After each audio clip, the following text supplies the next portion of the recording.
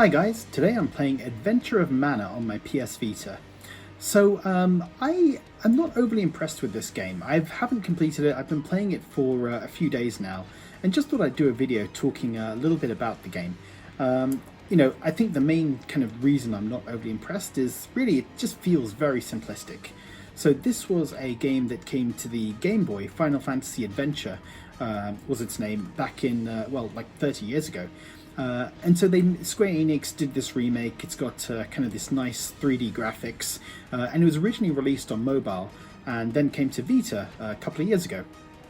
It feels really, really simplistic. It feels like a Game Boy game in terms of the way you're playing it, in terms of the controls. You've got X, which is your attack, and you've got different weapons that you can collect during the game. And circle, you can map a different item or a spell to it. So you can choose to have a spell, or you can have different items that would work when you press the circle button. You can actually control the game using the touchscreen as well. So you can touch the items, touch the attack button, or you can move around using the touchscreen. So it really does feel like a mobile game, and also feels almost kind of like a Game Boy game as well, in terms of just being very simplistic. The battle system, there's no dodge button or anything like that. It doesn't feel very fluid. It's kind of, you attack an enemy and then you need to move away before they touch you, before they attack you. Randomly, you've got enemies just that pop up as you come into the screen, and so there are times when I'll just run to the screen and an enemy will just pop up right in front of me. So you're just taking unnecessary damage that just can't be avoided, which doesn't feel great. So far, the game is not actually that hard though. It's been fairly straightforward, so one of the things that can be a little bit frustrating about the game is when you go into a room and then leave it, the enemies come back again. So on one hand, it can be a little bit annoying, but actually it's been really good in terms of grinding, because I've managed to grind quite a lot of levels in a short space of time because enemies just keep on reappearing.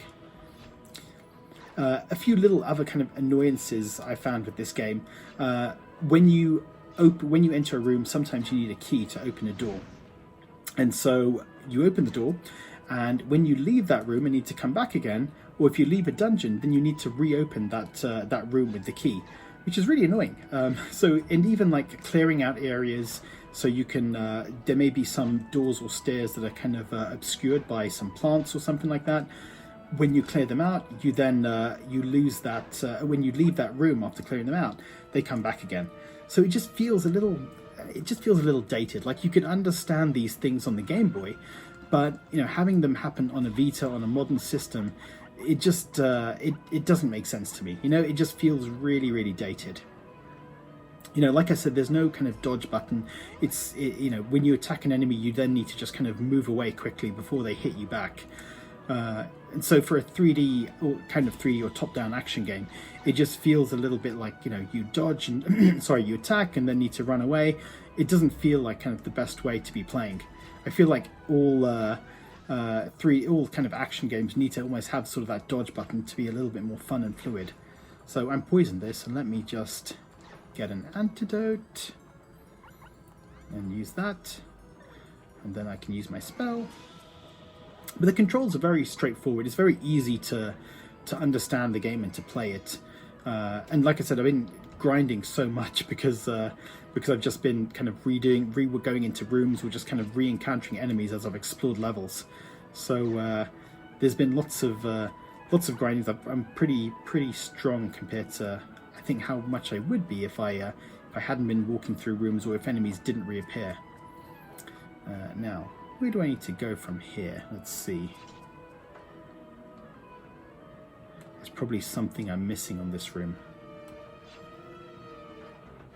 Let me go back out and see what's around. The story is pretty simplistic so far. Bad guy wants to get to the mana tree to then access its powers for some reason. This guy, the hero, I can't even remember his name, to be honest. It was a kind of generic character. He was helping a princess try and get to the mana tree, and she got kidnapped, so he's looking for her right now. It's all pretty generic, pretty standard in terms of plot lines. I'm going to see if I can break the wall with a hammer. Let's see if I'm missing something. No. Yeah, and there's very little dialogue so far in the game, so it just feels it just feels a bit basic. It feels like a Game Boy game that was really kind of just up-resed in terms of graphics, but everything else is pretty much the same. So, and which could be fine. This is forgivable on a Game Boy, but on a modern system, it just doesn't feel. It doesn't feel great. And this is also part of the complaint I had with the Secret of Mana remake that was released on the Vita as well. It was just a remake of the original Secret of Mana game, and it with no real changes to the gameplay or to the story. And I don't mind if there's no changes to a story, but the gameplay was very all the problems with the original gameplay were still there, and all the kind of simplistic systems were all still there, and it just didn't feel great or run great in my opinion.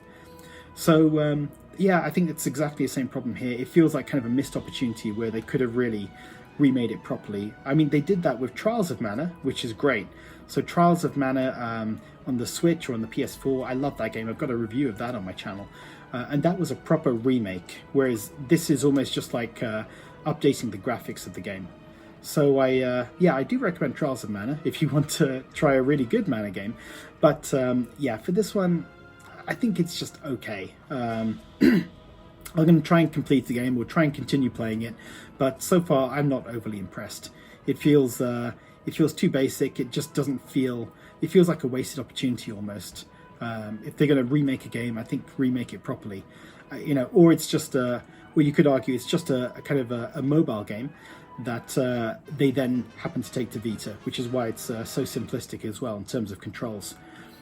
This is one thing worth pointing out. So when you level up, you do get the choice whether you want to put your points to different attributes. You can choose 4 different classes almost, the way you want to upgrade your character. I've pretty much gone equal on all of them, just kind of spread out the points. So, but that's a nice little touch. So there is some customization. You get some choice in terms of how you want your character to upgrade. I mean, to be fair, in terms of good points, the graphics are good, the music is good, and you do have a variety of weapons as well, which is nice as well. It would be nice if you could carry more items, because I have been running into a lot of cases where, I can't carry more items, which is a little annoying. But yeah, otherwise, I'm not overly impressed with the game, but I may just keep on trying, just because I do enjoy Square Enix games and RPGs in general. But guys, let me know in the comments, have you played Adventure of Mana? And let me know what you thought about it. And guys, thank you for watching.